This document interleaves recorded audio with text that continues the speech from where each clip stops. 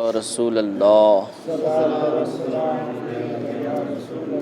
الصلاۃ والسلام علیک یا حبیب اللہ الصلاۃ والسلام علیک یا نبی اللہ صلی اللہ تعالی علیہ وسلم۔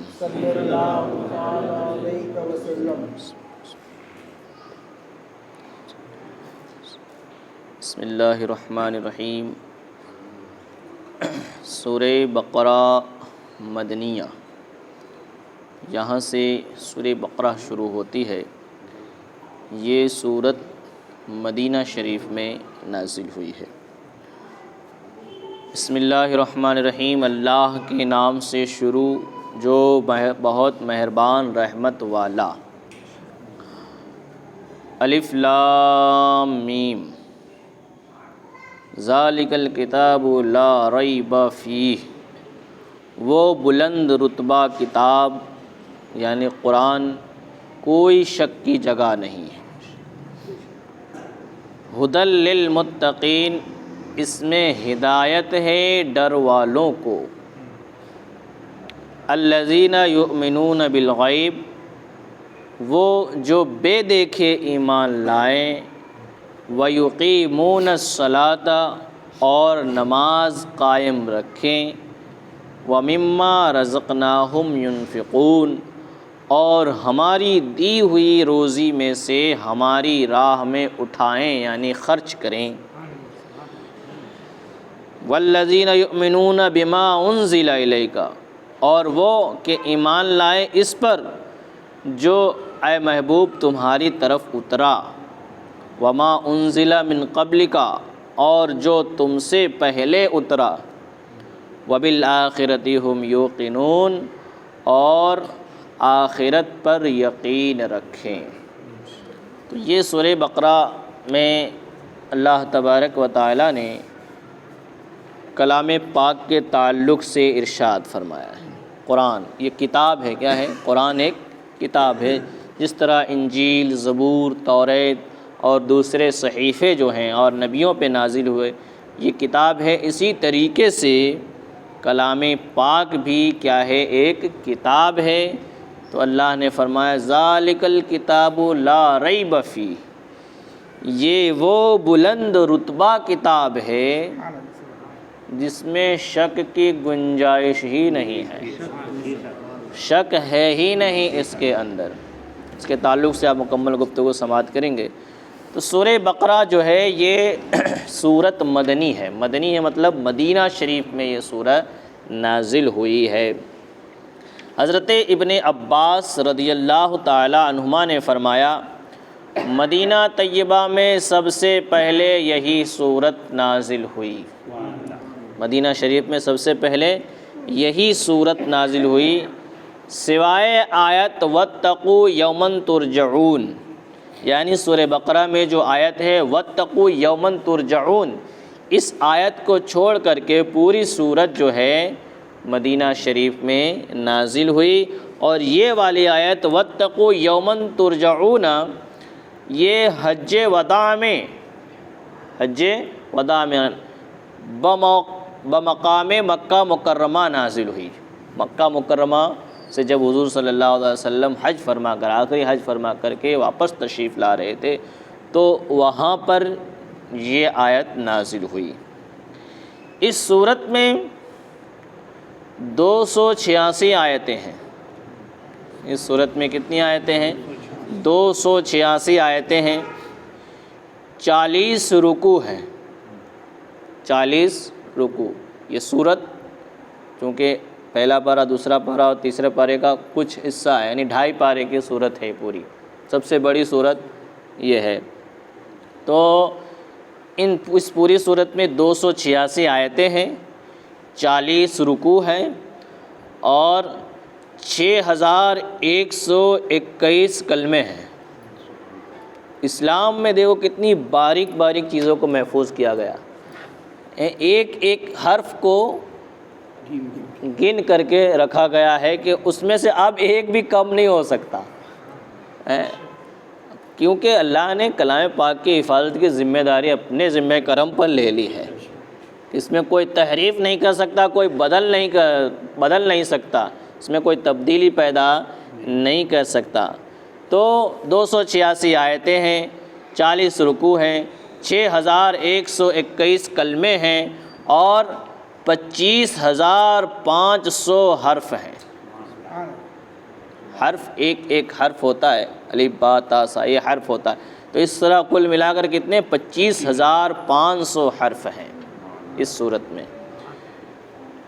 پہلے قرآن پاک میں سورتوں کے نام نہ لکھے جاتے تھے، جب قرآن نازل ہوتا تھا تب یہ سورتوں کے نام نہیں لکھے ہوئے تھے، سورہ فاتحہ، سورہ بقرہ، یہ سب نام نہیں لکھے ہوئے تھے۔ یہ طریقہ حجاج نے نکالا، حجاج بن یوسف جو بڑا ہی ظالم و جابر بادشاہ تھا، لیکن اللہ ظالم و جابر سے بھی دین کا کام لے لیتا ہے۔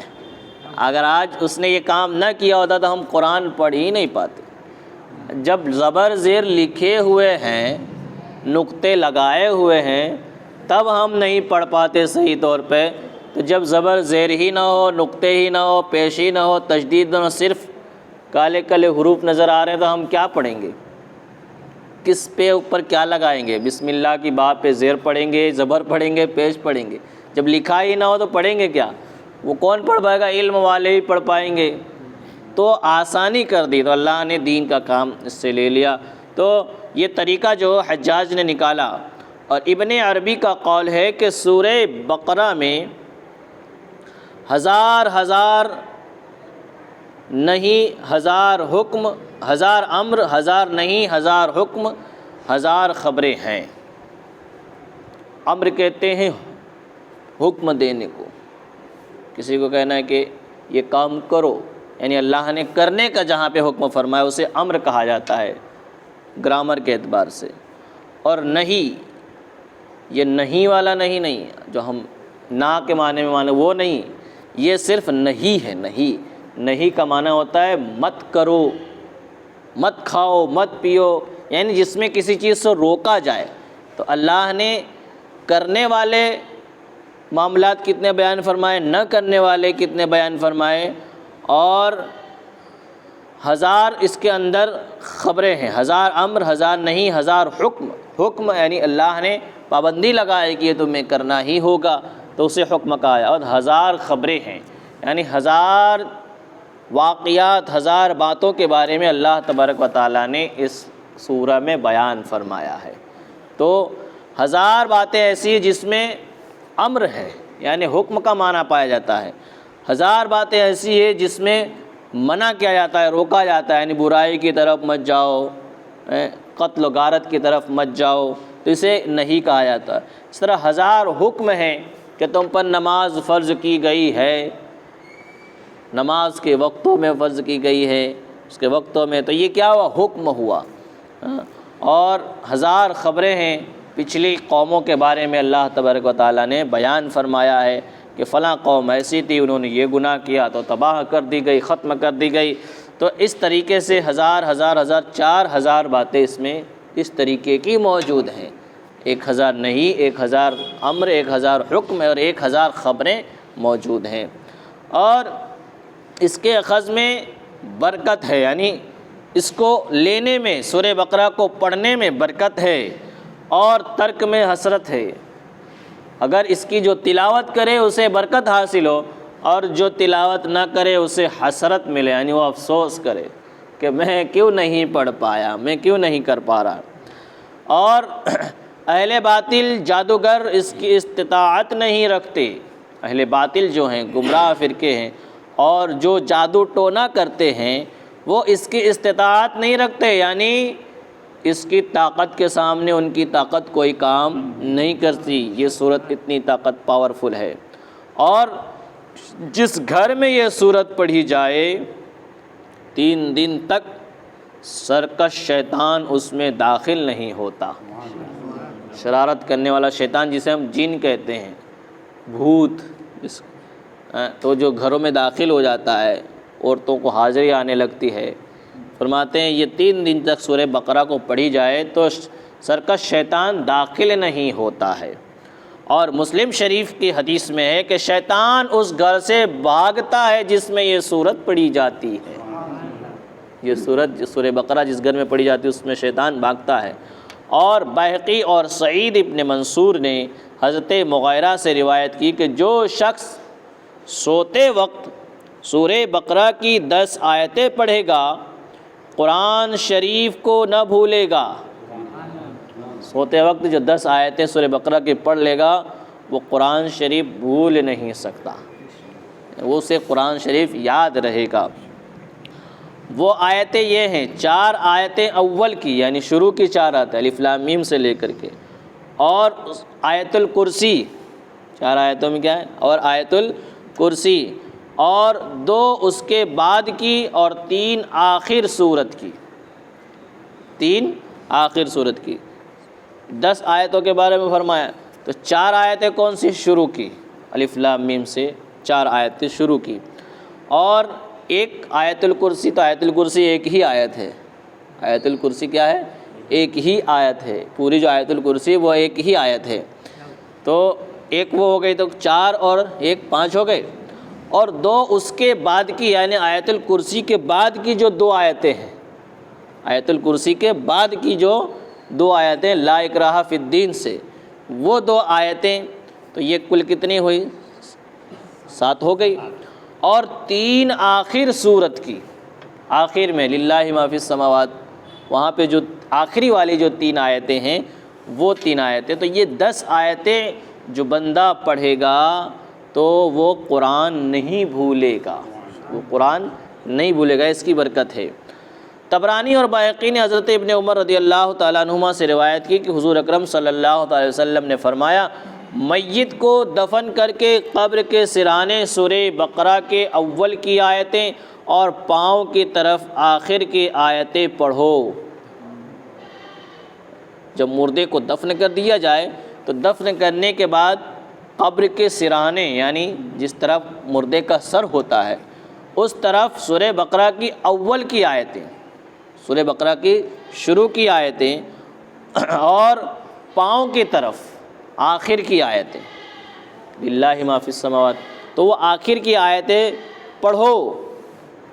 تو یہ پڑھنے کا حکم فرمایا حدیث پاک میں۔ اب یہ آیتیں، یہ سورت نازل کب، کس طرح نازل ہوئی، شان نزول کیا ہے، تو اللہ تعالیٰ نے اپنے حبیب صلی اللہ تعالی وسلم سے ایک ایسی کتاب نازل فرمانے کا وعدہ فرمایا تھا جو نہ پانی سے دھو کر مٹائی جا سکے اور نہ پرانی ہو۔ اللہ نے اپنے حبیب سے یہ وعدہ فرمایا تھا کہ محبوب ہم تمہیں ایسی کتاب دیں گے کہ وہ کتاب نہ پانی سے مٹائی جا سکے گی اور نہ ہی وہ کتاب پرانی ہوگی۔ یہ معجزہ دیکھو، قرآن 1400 برس ہونے والے ہیں نازل ہو گیا، لیکن آج بھی ہم پڑھتے ایسا لگتا ہے کہ آج ہی کے لیے نازل ہوا، آج ہی کے لیے نازل ہوا۔ تو یہ بھی قرآن کا کیا ہے، ایک معجزہ ہے، اللہ کے کلام کی یہ تاثیر ہے کہ ہر زمانے میں وہ نیا ہی لگتا ہے۔ آپ دوسری کتاب پڑھیں گے تو 1 بار پڑھا، 2 بار پڑھا، 3 بار پڑھا، آپ بور ہو جائیں گے، لیکن کلام پاک آپ روز پڑھتے رہیے، بور نہیں ہوں گے، زندگی بھر پڑھتے رہیے، آپ کا دل بھرے گا ہی نہیں۔ تو اللہ نے اپنے حبیب سے وعدہ فرمایا تھا کہ محبوب ہم ایسی کتاب تمہیں عطا فرمائیں گے جو نہ پانی سے دھوئی جا سکے گی اور نہ کبھی پرانی ہوگی۔ تو جب قرآن پاک نازل ہوا، جب قرآن پاک نازل ہو گیا تو اللہ نے ارشاد فرمایا ذالک الکتاب، وعدہ کیا فرمایا تھا، ایسی کتاب دیں گے۔ اب سوچتے ہیں کہ کتاب تو یہ ہے تو حاضل کتاب آنا چاہیے، ذالک الکتاب کیوں آیا؟ عربی میں جب نزدیک والے کے لیے کوئی چیز بولی جاتی ہے تو حاضہ کا استعمال ہوتا ہے، اور جب دور کے لیے بولی جاتی ہے تو ذالکہ کا استعمال ہوتا ہے۔ تو یہاں پر ہم اردو میں جیسے یہاں وہاں، اگر کوئی چیز یہاں ہے تو ہم یہاں بولیں گے، نہ کہ وہاں بولیں گے۔ جو چیز نزدیک ہوتی ہے اس کے لیے وہاں نہیں بولا جاتا، یہاں بولا جائے گا، اور جو دور ہوگی اس کے لیے وہاں بولا جائے گا، یہاں نہیں بولا جائے گا۔ تو اللہ نے ذالکہ فرمایا، یعنی دور کا لفظ استعمال فرمایا، تو اس سے کیا مراد ہے؟ وہی ذالک الکتاب، اے محبوب جس کتاب کا ہم نے وعدہ فرمایا تھا، وہ کتاب جس کا ہم نے وعدہ فرمایا تھا، ذالک الکتاب وہ کتاب ہے کہ وہ کتاب موعود یہ ہے، یعنی جس کا ہم نے وعدہ فرمایا تھا کہ ایسی کتاب دیں گے جو کبھی نہ پرانی ہوگی اور نہ پانی سے دھوئی جا سکے گی، وہ کتاب یہ کلام مجید ہے۔ اور ایک قول یہ ہے کہ اللہ تعالیٰ نے بنی اسرائیل سے ایک کتاب نازل فرمانے اور بنی اسماعیل میں سے ایک رسول بھیجنے کا وعدہ فرمایا تھا۔ اللہ تبارک و تعالیٰ نے بنی اسرائیل میں سے ایک کتاب نازل فرمانے کا اور بنی اسماعیل میں سے ایک رسول بھیجنے کا وعدہ فرمایا تھا۔ تو جب حضور نے مدینہ طیبہ کو ہجرت فرمائی جہاں یہودی بکثرت تھے، جب حضور مدینہ تشریف لے آئے جہاں یہودی بہت سارے تھے، تو الف لام میم ذالک الکتاب نازل فرما کر اس وعدے کے پوری ہونے کی خبر دے دی کہ وہ وہی کتاب ہے جو ہم نے بنی اسرائیل میں سے نازل ہونے کی بات کی تھی، اور وہ رسول جس کو ہم بنی اسماعیل میں سے بھیجنے والے تھے وہ ہمارے نبی صلی اللہ تعالیٰ علیہ وسلم کی ذات ہے۔ تو اللہ نے فرمایا ذالک الکتاب لا ریب فیہ۔ اب اللہ نے فرمایا الف لام میم، اس کا کوئی معنی مطلب ہم تم نہیں جانتے۔ اس طریقے کے حروف کو حروف مقطعات کہا جاتا ہے۔ ایسے حروف کلام پاک کی 29 صورتوں میں آئے ہیں، کہیں پہ الف لام میم، کہیں پہ یاسین، کہیں پہ طٰہٰ، کہیں پہ قاف، کہیں پہ نون والقلم، کہیں پہ کاف ہا یا عین صاد۔ تو اسے کہتے ہیں حروف مقطعات۔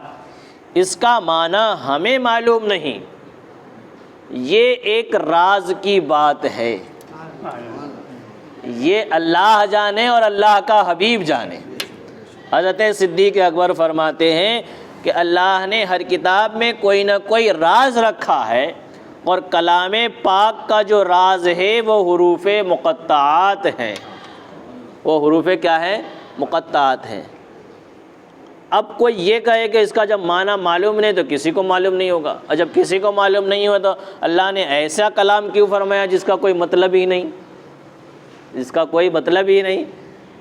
تو اس کا جواب یہ کہ اللہ نے یہ کلام اپنے حبیب پر نازل فرمایا ہے، اور یہ اس کا معنی اپنے حبیب کو بتایا ہے۔ اللہ جانتا ہے اللہ کا، اللہ کے حبیب جانتے ہیں، اور حضور اکرم صلی اللہ تعالی وسلم کی امت میں پیدا ہونے والے اولیاء کشف و کرامت سے جانتے ہیں، عام آدمی اسے نہیں جانتا، عام آدمی اسے نہیں جانتا۔ تو یہ الف لام میم جو ہے، اور اسی طریقے سے دوسرے حروف جو ہیں، یہ سب حضور اکرم صلی اللہ تعالی وسلم کے معجزات پہ دلالت کرتے ہیں، اور یہ جو ہے ایک راز کی بات ہے جو اللہ تبارک و تعالیٰ نے اپنے محبوب کو بتائی ہے اور کسی کو نہیں بتائی ہے۔ تو ایسا جو ہے، ایسے حروف مقطعات 29 صورتوں کے شروع میں آئے ہوئے ہیں۔ الف لام میم سب سے اس میں سورہ بقرہ میں آئے، اور دوسری جگہوں پر بھی دوسرے حروف مقطعات آئے ہیں۔ حروف مقطعات کی بھی بہت ساری فضیلتیں ہیں، آپ دوسری جگہوں پہ پڑھتے ہیں، سنتے ہیں۔ جو شخص حروف مقطعات کو صبح صبح زیارت کر لے، اللہ تبارک و تعالیٰ اس کی تمنا پوری فرما دیتا ہے، اس کے رزق میں برکت عطا فرماتا ہے۔ یہ حروف مقطعات کی برکت ہے۔ تو یہ ایک راز کی بات اللہ نے اپنے حبیب کو بتایا، حضور جانتے ہیں، اور اس کا کوئی معنی عام طور پہ نہ مفسرین بتا پائیں گے اور نہ ہی کوئی دوسرا، کیونکہ اس کو راز رکھا گیا ہے، اور یہ راز کی چیز ہے جو اپنے حبیب کو اللہ تبارک و تعالیٰ نے بتایا ہے۔ لیکن جو عاشق ہوتے ہیں وہ اس میں بھی عشق مصطفیٰ کے گن گایا کرتے ہیں، عاشق ہوتے ہیں۔ امام عشق و محبت اعلیٰ حضرت فاضل بریلوی رضی اللہ تعالیٰ عنہ انہی حروف مقطعات میں حضور کی تعریف کر رہے ہیں، اللہ نے فرمایا کاف ہا یا عین صاد، ہے نا، ایک سورت کے شروع میں ہے کاف ہا یا عین صاد، تو اعلیٰ حضرت فرماتے ہیں کاف گیسو ہا دہن یا ابرو آنکھیں عین صاد، یہ پورے کو کاف گیسو ہا دہن یا ابرو آنکھیں عین صاد، کاف ہا یا عین صاد، ان کا ہے چہرہ نور کا، کاف ہا یا عین صاد، ان کا ہے چہرہ نور کا۔ تو اس میں بھی حضور کی تعریف بیان فرما دی کہ کاف کی جو شکل ہے وہ حضور کے گیسو مبارک کی طرح، کاف گیسو، جو ہا کی جو شکل ہے وہ حضور کے منہ مبارک کی طرح ہے، اس طرح اس میں بھی حضور کی تعریف بیان فرما دی۔ تو یہ عاشقوں کو یہ اللہ نوازتا ہے اور انہیں اس کی توفیق عطا فرماتا ہے۔ تو اللہ تبارک و تعالیٰ نے یہ جو حروف مقطعات ہیں یہ راز رکھے ہیں، اور سورتوں کے اول میں یہ جو حروف مقطعات آتے ہیں ان کی نسبت قول راجح یہی ہے کہ یہ اسرار الہی سے ہیں، یعنی راز الہی سے ہیں اور متشابہات سے ہیں، ان کی مراد اللہ و رسول جانے، ہم اس کے حق ہونے پر ایمان لاتے ہیں۔ اس کے معنی کو کون جانے؟ اللہ و رسول جانے، اور اس کے حق ہونے پر، اس کے سچ ہونے پر ہم ایمان لاتے ہیں اور سر تسلیم خم کرتے ہیں، اسے قبول کرتے ہیں کہ یہ قرآن ہے، اللہ کا کلام ہے۔ انشاءاللہ باقی گفتگو پھر کریں گے۔ اللہ تبارک و تعالیٰ کی بارگاہ میں دعا کہ مولا جو کچھ بھی بیان ہوا اسے ہمیں سمجھنے کی توفیق عطا فرما، ہمارے ذہنوں میں محفوظ رکھنے کی توفیق عطا فرما، کلام پاک کے فیضان سے مالا مال فرما، ہمیں بھی کلام پاک کی تلاوت کی توفیق عطا فرما۔ اللہم ربنا تقبل منا انک انت السمیع العلیم وتب علینا انک انت التواب الرحیم برحمتک یا ارحم الراحمین۔